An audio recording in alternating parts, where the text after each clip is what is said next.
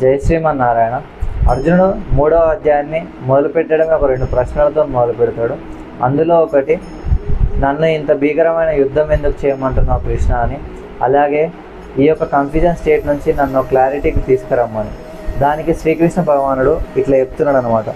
శ్రీ భగవానువాచ లోకేస్మిన్ ద్వివిధా నిష్ఠ పురా ప్రోక్తమయానగా జ్ఞానయోగేన సాంఖ్యానాం కర్మయోగేన యోగినాం. అంటే, ఓ అర్జున, నేను నీకు ఇదివరకే చెప్పాను, ఒక మనిషి తన యొక్క ఆత్మానుభూతి పొందడానికి 2 నమ్మకాలు, 2 విశ్వాసాలు ఉంటాయి. అందులో మొదటిది జ్ఞానయోగం, అంటే తన యొక్క బుద్ధి. ఇంకోటి కర్మయోగం. నీకు ఏదైనా పని చేయాలి అని ఉంటే దాన్ని నువ్వు ఖచ్చితంగా నిశ్చయించుకోవడానికి, దానికోసం నువ్వు క్లారిటీ తెచ్చుకోవడానికి నీకు నీ బుద్ధి అవసరం, అంటే నీ యొక్క జ్ఞానం అవసరం.